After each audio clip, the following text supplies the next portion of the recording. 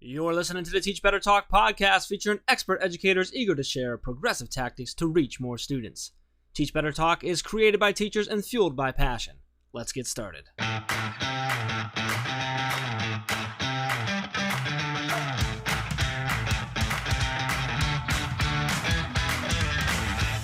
Hey everyone, welcome to episode 96 of Teach Better Talk. I'm Ray Hewart, and as always, I am with my persistent friend, Jeff Gargis. Persistent? Persistent. I got to give you the word today. I know that I could have gone through this awesome list, but you don't. Jeff Gargis, you're kind of like my mother. My mother is the most perfect person in the world. She's hardworking and she very rarely makes mistakes. And when she does, we relentlessly make fun of her for weeks because they happen in such rarity. The fact that you had 2 mistakes this morning is making my day like worth living. I'm so thrilled, but you've been so persistent to not let it bring you down. So that's why I just keep bringing it up. To be fair, the mistakes were actually made a few days ago. We discovered them today. So, yeah. Yeah, I appreciate it. Hey, I mean, you know, that's just kind of part of it. I make a lot more, many more mistakes than that most days. You just don't catch them because I catch them first. So I just make it appear that I don't make as many, but I make plenty every single day. So, but I appreciate you giving me, give me a hard time. Well, I want our listeners to know because I think they believe that you're this like perfect person you just couldn't do a single thing wrong. And I just want them to know that he made 2 mistakes this morning, people. I caught them both. I had to help him clean up his mess like a child. I mean, seriously, it's never ending. There is not a single person who listens to this podcast who thinks that I don't make mistakes. I don't know where you are getting that from, but that is some fake news. Do you want to know one of the biggest mistakes people make with AR, VR that has to do with this podcast? Yeah, I know what it is. You do? I do. Can I say it? Oh, I would love you to. I feel like we need a drum roll here. Could you throw like a really cool audio? Yeah, I'll put some drum rolls in there. It's just simply doing it because it's cool, right? Instead of focusing on the actual, purpose behind it. So. Absolutely. Our guest talks a lot about AR, VR, and I was so inspired listening to her. I was jotting down notes, getting ready for my own classroom, how I'm going to incorporate AR, VR. I've been dabbling with it for the past year. I'm planning on kind of going even deeper this school year. And I realized, I think it was about halfway through, Jeff, this is probably my bad, but halfway through, I'm like, wait, Jamie, who is our guest, I'm like, can you define AR, VR? And then she goes into the details. So we just went on and on about some really cool ways to use this technology. But you're right, Jeff, that is my fear, that people are just going to do it because it's cool and not do it with purpose. I think that we talk about a lot. It's the same thing with any kind of technology at all, is that, and Tiffany Ott, our in-house tech guru, right, at Techie Teach Ott, by the way, always talks about it, that tech for tech's sake is just, you might as well do nothing, right? Dave Burgess talks about it, that if you add technology to a bad lesson plan, all you have is a bad lesson with technology. It doesn't do anything for it, right? So it's the same thing with, if you talk about AR, VR, add an AR, VR into a bad lesson, it's just a bad lesson with AR, VR, right? It might be cooler in the moment, but it's not actually going to do anything more for your students. So it has to be that purposeful integration of that technology, whether it's an iPad, a Chromebook, or something like AR, VR. Well, it's funny because Jaime Donally has been connected with us for a long time. But as she was talking, I pulled up her Twitter, and one of the coolest tweets I came across early on in her feed was from this AR, VR boot camp she led. And I clicked on the picture, and there's all these examples of her holding a hedgehog or having a lion walk across, the table she's looking at. And I'm thinking while she's talking, I'm like, wow, this is so cool. But the reality is that as teachers, especially if you listen to this podcast episode, it's cool technology because we are human and we think that this new technology is awesome, right? There's so many new tech tools that I think are cool, but to use them in the classroom it needs that extra layer. And I know, I mean, duh, this goes with Tiffany's course over at teachbetteracademy.com that she released, which was perfect timing in my opinion, by the way. She released it like early July at Teach Better Academy. And it was on this like effective use of technology. So how do you evaluate if this piece of technology is going to add to your lesson in the way that your students need it to? And I think that was a cool way to get teachers kind of thinking about getting ready for the school year, which is why I liked when that was released. But I think the idea of it is something that we should revisit continuously in the classroom, because if you're just bringing in a cool app and all your students get to pull out their phones for a day and watch a hedgehog, walk across their notebook, if you're not using that in some way to collect data or better understand something, is it really an effective use of your time? And so it was just something that I kept thinking about with this episode. Jamie's a great resource to like brainstorm that question with at any point throughout the year. I hope y'all choose to connect with her. But obviously we do a lot of brainstorming with educators all the time on this topic as well. And it seemed to resonate with this recording. Absolutely. Jamie is, she's a great resource for that. She's extremely passionate about technology and integrated, and Jaime Donally actually began her career as a math teacher, so similar to you, right? She later moved into instructional technology, and she's been able to collaborate with students and educators all over the world, and she now actually provides staff development and training and stuff in immersive technology as an ed tech consultant. So she does a lot of work with not just AR, VR, but also just in general immersive technology, but AR, VR is like her specialty. She's recently launched the Global Maker Day, and then she has the hashtag ARVR and ARVR and EDU community. So she's got the website arvrandedu.com. They have a Wednesday night Twitter chat and a lot of awesome resources there. So she's an author, she's a speaker, she's all over the place. Phenomenal episode. We already talked a little bit about what she's talked about. She talked about sort of the first steps of getting into AR, VR. As you mentioned already, Ray, she actually breaks down what AR and VR are and what the differences are. We talked a little bit about her book, some of the things that she's done along. She shares a really cool failure story with us that we think it was hilarious, that she asked us later to edit out, that we're not editing out, so you can all hear it. But super great episode. Excited for everyone to hear it. Ray, any last things, any focuses we want people to listen to during this episode? I would challenge you to pay special attention to her advice. She gives great advice for how to get started. And I hope that you all take on her challenge. All right, let's get into episode 96 with Jaime Donally.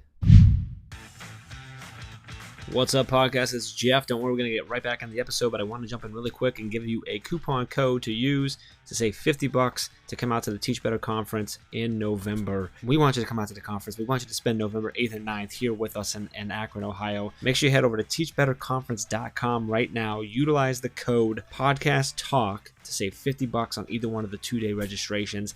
We're excited to see you in November at the Teach Better Conference. Let's get back to the episode. All right, we are here and we are talking with Jaime Donally. And Jaime, it's so awesome to have you on. We've been connected, you and I, through Voxer for a little while. Now we got connected in an AR VR group, which you're very prominent in. And we connected here and there. Ray and I were actually in Akron at a conference with you. I don't know when that was, but last month. But then we were unable to cross paths. We were kind of in and out, and I think you were sort of in and out, and we weren't able to connect or whatever. So it's awesome to have you on now and be able to connect and stuff. So we really appreciate you coming on. How are you feeling right now? I'm doing great.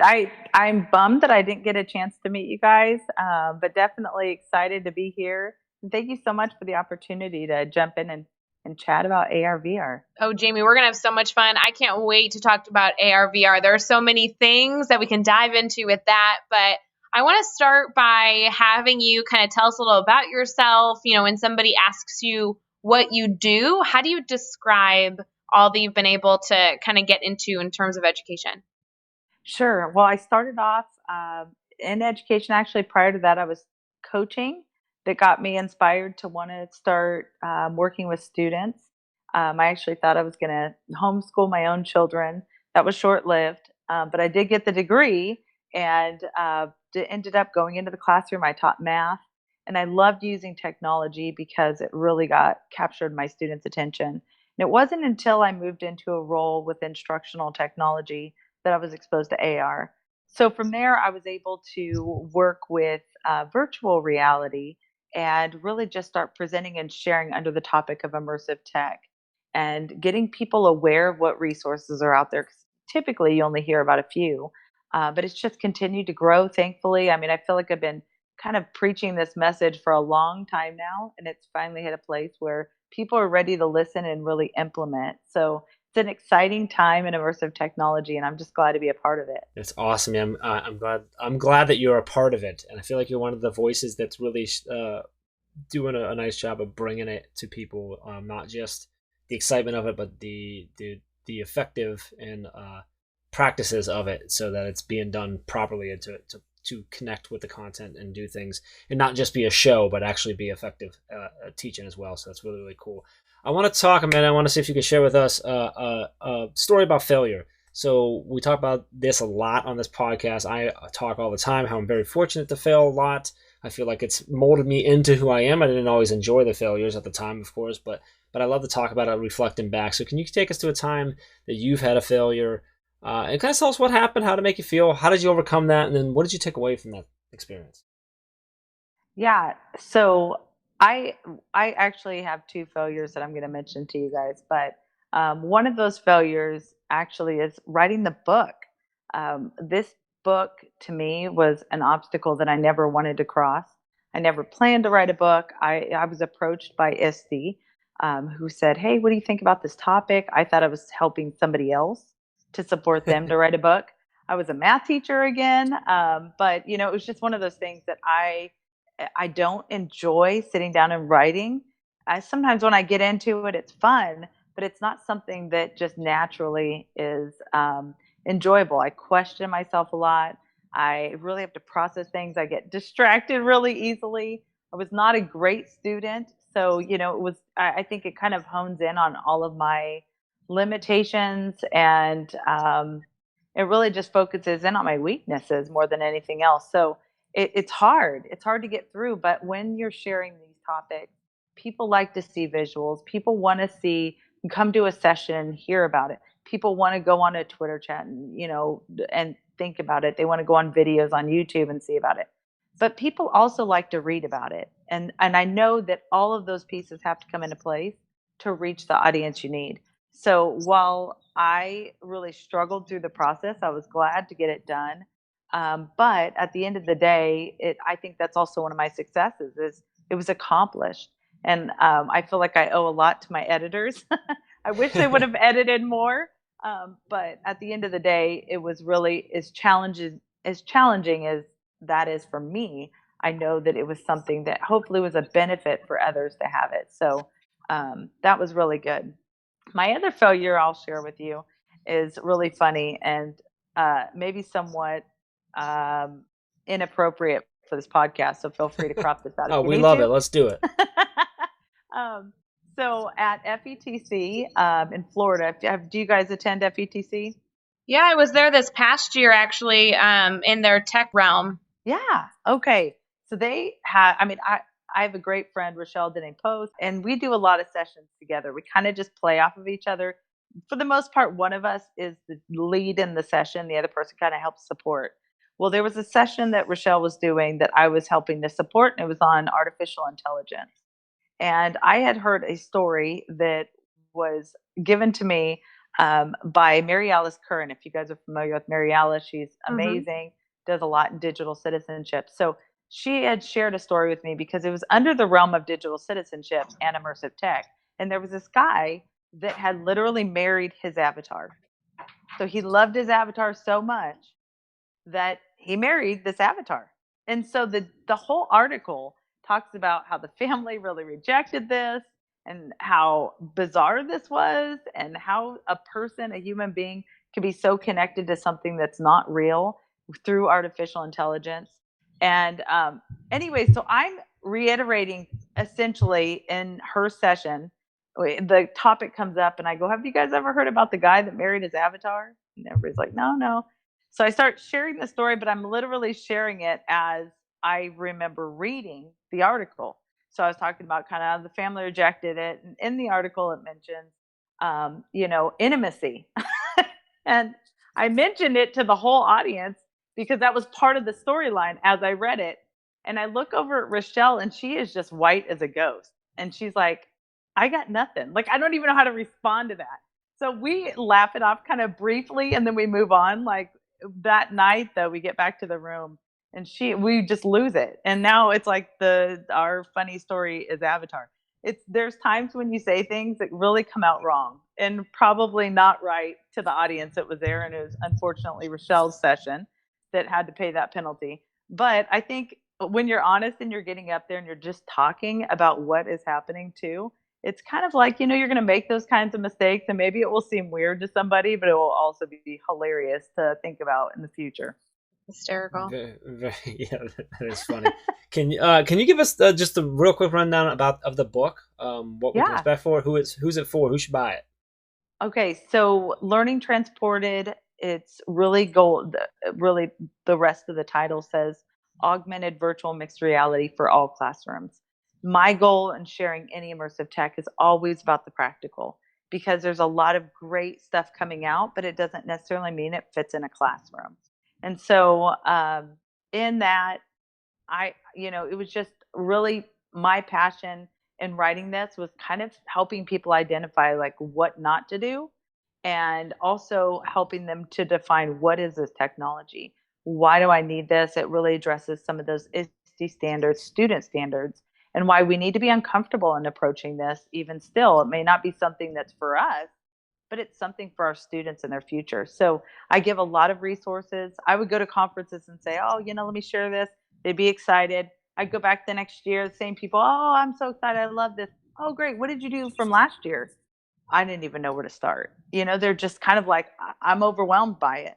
So really the idea behind the book was giving people a practical way of using this technology, but also lesson plans that could be used immediately.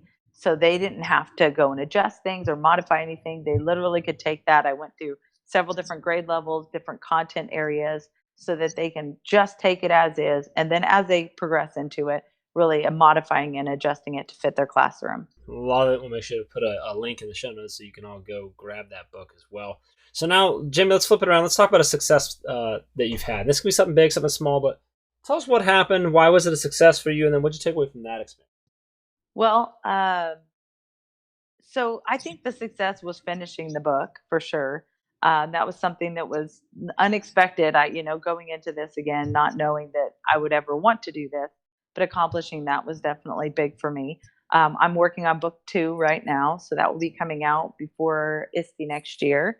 And that's really going to be more heavily focused on personalizing this, having some more app smashing, keeping it focused on what each of your students need, as opposed to this broad general, this is the technology, let's make it fit. So I'm going to really hone in on that, making sure that people are ready to take that next step.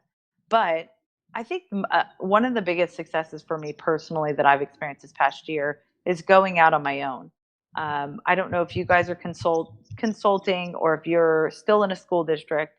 I had worked in a school district, ended up going and working for a company, doing some marketing stuff for a few years, and then have recently, as of last summer, went into consulting. And I think that's been a success, surprisingly, because I've heard so many horror stories about taking a leap and approaching this, but it's been so widely accepted, this topic, and people are really excited. And, there's just not a whole lot out there right now. So having this experience and actually having the time to really invest into educators and essentially investing into their classrooms has just been a wonderful leap that I took that really paid off much more than I ever could have anticipated. Jamie, it's so fun to listen to your stories. You're obviously extremely passionate about working with teachers and trying to create relatively humorous experiences for them. You go to conferences. I mean, this is fabulous. With everything that you're doing, I know we touched on AR, VR a little earlier, but what's exciting you about education right now? I mean, you're seemingly in all these different pockets. What's kind of fueling your fire? Well, I am really excited about augmented reality coming out with some. I'm really seeing this trend of it not being just for techies anymore. This is becoming mass usage, which I'm so excited about. And typically, we're going to see that through our mobile devices because that's what we have. So I definitely want to mention ARKit 3 coming out to developers currently. It will actually be released this fall with Apple devices, and it's going to just really take this concept that we've had with this technology of augmented reality, where you have something kind of floating or stuck to a page on a trigger image, to now actually in your space, walking around, identifying your surface, adjusting the lighting, collaborating with people on other devices with you, actually building together. And now we're moving into this ARKit 3 where it's actually using artificial intelligence to identify people. So as you have something kind of floating up in the sky, now instead of this lion sitting here in front of you or always in front of everything, we're going to see this lion actually walk around us and behind us. So this is something I think this technology, again, just keeps moving us what seems very real, but giving us guidance and support in our daily lives that are really necessary. Google Maps is just getting released a little bit at a time. We're going to start seeing more options with augmented reality when you're using walking directions. We're seeing it now in our browsers. So all of these things that we're actually, instead of even having to download apps, just immediately using these tools. I just think that that is really exciting because this is something that isn't, you have to have the latest and greatest. You don't have to have, you don't have to have the most tech knowledge. You don't have to have a super high budget. But this is something really practical. It improves our lives, but it also is done in a way that everybody can be users in this. Absolutely. So that's on the AR side. Now the VR side, the Quest that just came out is really exciting from Oculus. It's standalone headset. That one allows you to get up and move around. It's tracking where you're walking. Sets up some guardians so that you're safe as you're playing. It's just a really cool, interesting way of approaching virtual reality that's a much more practical than we've ever seen for what's been presented to classrooms in the past. So, Jamie, do you mind? Can I interrupt you really quick? Because one of the most common questions I get when I start telling teachers that I was dabbling with AR and VR in my classroom and how I did that for a math classroom is educators asking what the difference is. So I know you've given two great examples, but I want to make sure our listeners understand the difference between AR and VR. Would you mind elaborating on that? Sure. Yeah, absolutely. I should have started with that. I No, apologize. no worries. We'll backtrack a little. It's really great information. Perfect. Yeah. So augmented reality is looking at your real world. It's going to see everything that you would see through your camera lens, whether that be through glasses you're wearing or whether that be through your phone or your tablet or even on your, Chromebook potentially. So as you see things through this lens in your real world, maybe like through your camera, in addition to that, you're layering something digital on top. Like I mentioned earlier, that tiger standing there in your space.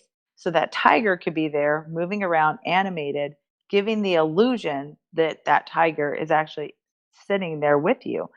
But with virtual reality, on the other hand, you don't see any of your real world at all. You're actually going to see everywhere you look from top, bottom, left, right, behind you. Everywhere you look is something digital. So it gives you almost like you've transported to a new place. It gives you that illusion that you're really standing there in that space. Oftentimes, people think virtual reality means you have to have a headset, and 99% of the time, I don't do that. I don't put on a headset to go into VR. I typically use my phone and lift it up and turn it around. That novelty of wearing a headset kind of is worn off. But when it comes to some of those higher end devices, like I mentioned a minute ago, the Quest, that being standalone, that definitely has some higher resolution. It has the technology so much more advanced than what could be offered just purely on our phones through graphics and such. So it actually is built into the headset that you're wearing. So there are times where it is required, but a lot of people think they always have to have on a headset in order to do VR, which is not true. Yeah, Jamie, I love hearing all of these examples. I'm like writing down these apps. Some of them I'm using, some of them I'm not. One of the biggest reflections that my students do at the end of the year, they noted how much they love doing a scavenger hunt in a AR VR setting where they had portals they opened and they walked through these portals, and within that VR area, they then were transported to a beach or a mountain, and they had to hunt and find different things for our classroom. And it's amazing if you choose to really purposefully incorporate these tools into content, how it really can bring that that purpose into the content so easily just with a cell phone. It's great. Absolutely. And those kids are eating it up because this is their time. This is their technology. And I think sometimes whenever we think about technology in general, you have those teachers that might be resistant because they don't feel qualified. But that's when we really should be empowering our students. When I mentioned Rachelle earlier, Rachelle does such a good job at giving her students the ownership of that tech. That means that takes that burden off of the teacher. Let them be partners with you in this because this is for their life. This is their future. So giving them the option to actually help support this in the classroom is really powerful and really helps set them apart for what they'll be doing in the future as well. So, Jamie, you've given us a ton of tech tools, a ton of great advice. I feel like I could actually talk about this forever with you because I have so many questions of what I personally want to do for my own classroom this fall. But would you mind giving our listeners kind of like your best piece of advice for a teacher that just is hearing about AR, VR for the first time? And they're saying, oh, now that you've described it, maybe it is something I'd look into. I wonder how I'd use it. What's the first thing that you encourage a teacher to do if they're looking to maybe try this out in their classroom this fall? Yes, definitely. I always get this question as what's that one tool that everybody should go get? And I always come back with there is no one tool. That question for any technology is outdated in my opinion because every classroom is going to be different. Your students have different needs, but one of the best ways of taking this technology or any is really addressing where your students are struggling. So, while there might not be one answer I would give to you, there is one way that you can research this is the best way of implementing, and that is where are my kids, where is that gap? Where do they need to bridge that knowledge there that is literally impossible for me to do without this? So, when we talk about, you mentioned being a math teacher, right? And, in the classroom, I typically, when I'm talking about math, that's one of the few subjects that actually is really low in AR, VR. But when we're talking about using it as a resource through tutorials and being able to connect and globally collaborate with people around the world, visualizing data in a way that we've never been able to do in 3D as opposed to this flat piece of paper. So, actually having the tools to access where our kids have gaps like shapes and understanding three-dimensional objects and what does that look like when it's laid out flat. And so, all of these pieces, I think, where our kids struggle is what the tools we should be looking for. Not this is a cool tool, let's make it fit, but quite the opposite. Let's see where our kids really need support. Now let me go see what tools are out there. And there's every time I look something up subject wise like that I'm really targeting an area, it never comes up empty. So that's exciting. There's a lot of developers creating some great stuff, and it's just an open door for our classrooms. It really is. There's so many amazing tools out there, and Ray and I were just talking. I remember when I was Ray. I think it was just earlier today or yesterday or something about how it seems like every day there's another 100 tools that are out and available, which is so awesome. But Jimmy, you touched on such an important piece is that it's not about just getting the tool because they're available, but it's finding out what tools work for your students where they're at with what they need, and that's so crucial. That's awesome. I love it. All right, now let's put you to the test here. We're going to do the next 6 questions. Your goal is to answer each one in 15 seconds or less. You ready to go? Okay. I did not look at these questions before. Oh, that's even better. I love when you don't look. Okay. All right. What is one ed tech tool you cannot live without? I'm going to go with Merge. Ooh. The Merge product. Give us a book you're reading right now. So I have a couple of them, but they're all from my friends that have all written great books, and I couldn't tell you a single title, but I'll tell you the authors. Rachelle Mandy Freilich, Tisha Richmond, Mary Alice Curran. So check out those authors. They're phenomenal. I will track down the book titles and get them in there. So on this one, I'm going to limit you to 3. Give us up to 3 people we need to follow on Twitter today. My gosh. Follow AR, VR, and EDU. That's also me, but purely focused on immersive tech. So that would be great for you to follow along. That's also a Twitter chat every Wednesday night to join in. I'll also say 2 other people. Michael Drezick out in New York is incredible. He does some really creative stuff. Michael Furcano does some great stuff out of Hawaii. And then Alfonso Mendez is doing some great work in immersive tech as well. And the hashtag ARVR and EDU chat is on Wednesdays. And what time is that at? It's every Wednesday evening, 8 p.m. Central, so 6 p.m. Pacific, 9 p.m. Eastern, and it's literally 30 minutes. It's like a little mini PD session. I have a lot of lurkers, but I also want anybody and everybody to come on and ask questions and really be part of the community to get the support that they need. Awesome. And give us the best YouTube channel or website for educators. Jeez Louise. If I were to focus in on AR, VR, I would hope that they would join me on my website.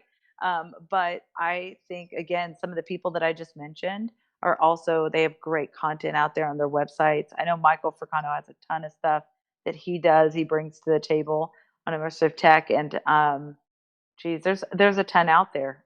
It's hard to say. I'll stick with Michael Furcano out there. We'll take it. Give us a daily, weekly, or monthly routine every teacher should get into. So I guess if I'm purely focusing on AR, VR right now, I think on a daily routine, really connecting. So whatever social platform you're on, really making it intentional, not just to receive, but also, help other people as well.